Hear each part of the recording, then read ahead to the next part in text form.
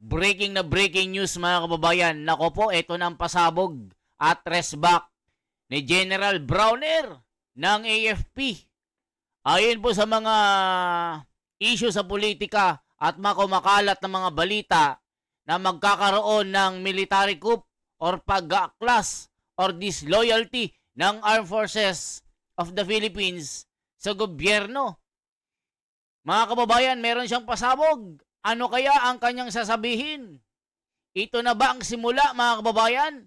Kasi yung mga kababayan natin, dahil po sa sobrang frustrated, sama ng loob at galit sa gobyernong ito, hinihikayat po ang kasundaluhan, mga Marines, Police, sundalo, na sumama po sa pag-aaklas. Ito po yung hiling ng taong bayan.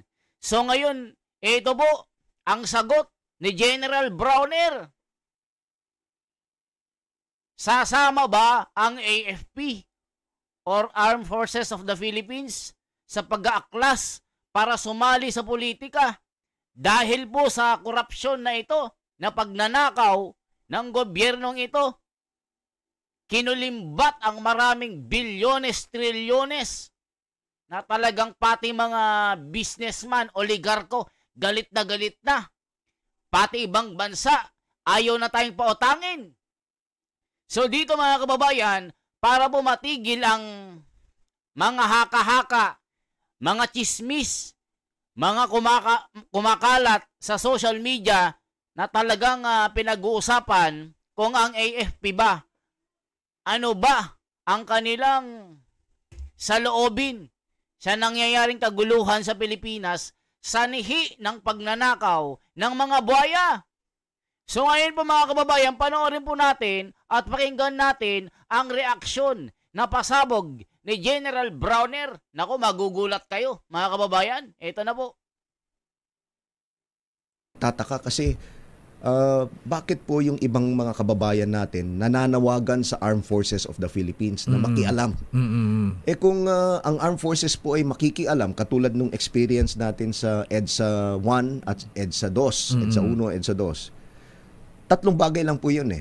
Either coup d'etat or withdrawal of support from the President. Yung nakita po natin nung nag-withdraw si General Angie Reyes, yung Chief of Staff noon. This is the time ni dating Pangulong Erap Estrada. Dating Pangulong Erap Estrada. At pangatlo, yung military junta. Okay. Alam niyo po, pagka nangyari itong mga, any of these three, ay hindi po maganda para sa ating bayan. Dahil maapektuhan yung ating ekonomiya.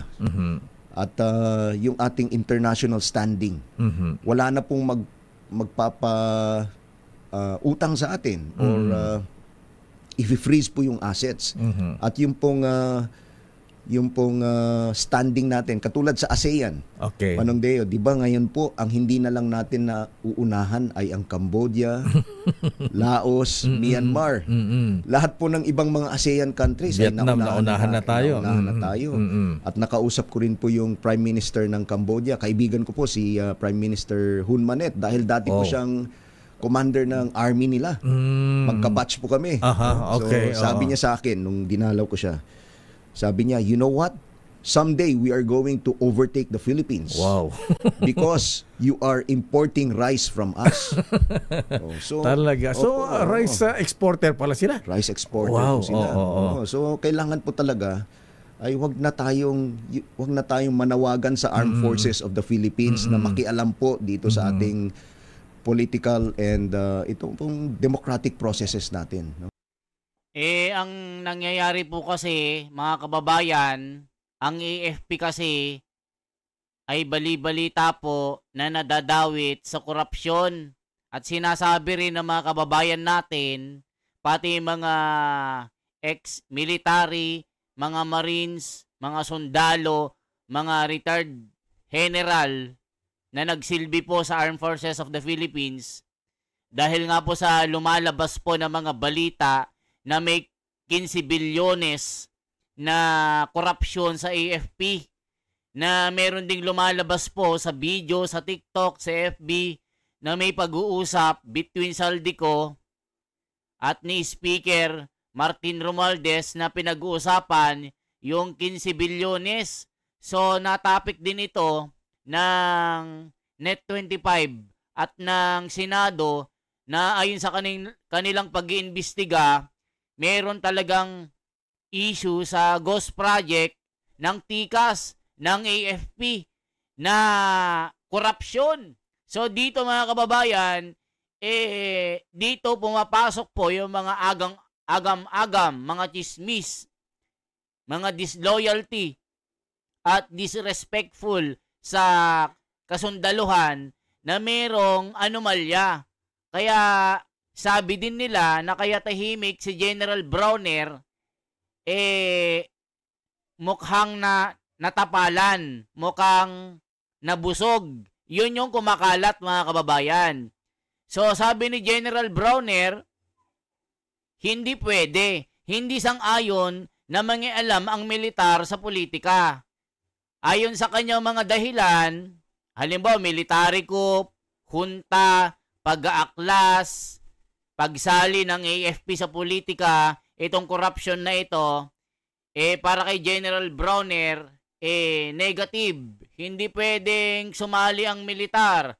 Kasi nga po daw, baka masira tayo sa international community. Hindi na tayo makakautang. Yun yung sabi niya mga kababayan. So ngayon, hindi pwedeng sumang-ayon ang militar sa usaping politika. Ito yung mga sabi ni General Browner. So, ano pa sabi niya mga kababayan? Nako po mga kababayan, ito na. Talagang hindi daw sasali. Ito yung sabi niya mga kababayan. Pero yung mga ex-general, mga military na wala na po sa serbisyo, ay nanliligaw po sa AFP na sila ni rin ang nagsabi na inilatag yung mga dahilan nila, mga grounds, bakit magkakaroon ng military coup or pag-atras ng suporta sa gobyerno dahil sa napakalawak, systematic, well-organized crime na pagnanakaw. Yun po ang sinasabi ng mga nakipag-meeting at nakipag-usap ng face-to-face kay General Browner. Siya na rin nagsabi mga kababayan, hindi tayo gumagawa ng kwento dito. So dito, malabo daw na sumang-ayon sa usaping politika ang AFP kasi nga lalo daw magkakagulo. Yun ang sabi, tapos hindi na tayo makakautang. Masisiraan po tayo ng credit. Hindi tayo papautangin ng mga mayayamang bansa. Ayun pala ang dahilan. Baka hindi na daw tayo makautang. Yun ang sabi niya. Hindi tayo nagsasabi niyan. Siya po nagsabi. Okay, General Browner, sir, ano ang gusto nila mangyari? Military junta, military takeover o constitutional succession na kung mapatalsik ang Pangulong Marcos, ang Vice Presidenta ipapalit? Ano po yung mga alternative na iminumungkahin itong grupo ni na General Pokis? Well, during that meeting po, wala naman po silang sinabi. Inaantay nga po namin kung ano yung... Sino ba si General Pokis mga kababayan? Wait lang ulitin natin. Po silang sinabi. Inaantay nga po na minumungkahin itong grupo ni na General Pokis? Well, during that meeting po, wala naman po silang sinabi. Inaantay nga po namin kung ano yung gusto talaga nilang gawin namin, pero hindi nila binanggit. Pero kitang-kita naman po sa mga pag nagrarally sila, yung mga panawagan nila, etc. At yung mga posters nila na nagsasabi na General Browner, makialam ka na o kaya sumama ka na. Makinig ka sa taong bayan, no? So yun po yung mga kaya po nananawagan ako sa ating mga kababayan na wag na pong idamay ang armed forces. Please shield the armed forces from the political environment. Yung mga nangyayari po ngayon sa ating politika. So yan mga kababayan, sino ba si General Pokis mga kababayan? Ito yung sinasabi niya General Pokis, check lang natin General Pokis. So ito pala yon. Ito po mga kababayan.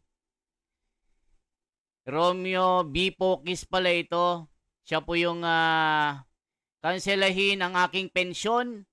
Ang pensyon ng militar ay kinikita at ipinagkaloob na karapatan, hindi isang pribileyo na maaring bawiin sa kalooban. Halaka, ito pala yun mga kababayan, si General Pokis pala ito. Mariing pumalag si retired Air Force, siya pala yun. Mayor General Romeo Pokis sa mga ulat tungkol sa posibilidad na alisan ng pensyon ng mga retiradong miyembro ng Armed Forces of the Philippines na nagpapakalat umano ng maling information at nanawagan ng pag-aakla sa gobyerno. Sa kanyang paliwanag, iginiit ni Pokis na hindi maaring alisin ang pensyon ng isang retiradong miyembro ng AFP dahil lamang sa simpleng aligasyon. Ang military pension is an earned and vested right, not a privilege that can be withdrawn at will. Under the law, it may only be canceled or suspended upon final conviction of a crime involving moral turpitude and disloyalty, not on mere allegation or administrative whims. Paliwanag ni Pokis. Ayun pala, mga kababayan. So, i-check po natin, Romeo Pokis. Armed Forces din pala ito mga kababayan. Ito po, Major General. So, ito po si General Pokis. Naku, matindi pa lang kanyang mga binitawan dito. Ano ba sinasabi ni General Pokis? Ganito pala ang ugali ni, si General Pokis mga kababayan. Matindi pala itong si General Pokis. Check na natin. Magkikita. Ito pala siya, yung itsura niya. Okay, mga kababayan. So, saglit lang ha. Medyo i-check natin yung si General Pokis po para makita nyo. Major General Pokis. Ito pala yung sinasabi nila, mga kababayan. So, ito siya. Ito, mga kababayan ko. Ito yung sinasabi nila na check lang po natin para makita nyo po. Ito siya. Ito po si General Pokis, mga kababayan ko. Na sinasabi nila na siyempre, bali-balita yung panakot po ng AFP na tatanggalan ng pensyon lahat po ng mga gumagawa ng ingay. Yung nagko-comment at dinadagdagan at pinapainit ang issue. So dito mga kababayan, ito po ang sabi, ito po, kanselehin mo ang pensyon ng isang sundalo at maaring maabot na ang bansang ito ng hangganan ng pagtitimpi na matagal nang hinihintay ng mga galit na mamamayan. Nako, mga kababayan ko. Ito pala yon, si General Pokis. So ngayon, check po natin ano bang itsura ni General Pokis sa YouTube. Ito po si General Pokis. I-check po natin mga kababayan ha, para po malaman natin ano po yung nangyayari. Ito po mga kababayan, tiyagain po natin si General Pokis. Ito po siya. Ito po si General Pokis mga kababayan. Matibay pala ito. Ayan siya. Oh. Ayan si General Pokis. Talagang may mga bodyguard din mga kababayan. So ngayon, i-check po natin dito. In service. Ito po mga sabi ni General Pokis. Magbibigay kami ng sulat kay General Browner. Bibigyan kami ng sulat sa kanya para hikayatin namin siya na sumama sa atin. Ayun. Hikayatin namin siya na nagampanan ng kanyang tungkulin bilang Chief of Staff. Ang Armed Forces of the Philippines ay ang protector of the people. So ititiman namin sa kanya na protektahan niya yung mga mamamayan dito sa ginagawang protesta ngayon. Dapat matultukan na itong kawalangyaan ng ating mga congressman, mga tao sa gobyerno. Yung mga pagwawalangya, hindi lang pagwawalangya, pagkapastangan, kundi magtataksil sa mga taong bayan.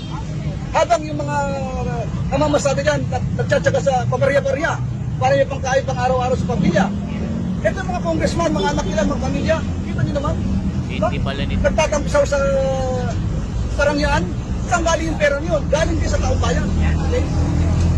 Saan galing yung pera yun? Galing sa pera na inutang ng gobyerno. Sino magbabayad ng mga utang na yun? Tayo rin, mga mamayan din. Ito yung ginagamit nila, ninanakaw nila, ginagamit nila sa pangsariling kapakanan. Hindi nila ginambalan yung kanilang tungkulin bilang mga manunungkulan sa atin. Ayan. Kundi tayo ay, hindi lamang tayo nilapastangan, tayo ay pinagtaksilan ng mga yan. Kaming dito ay pinubuo ng United People's League.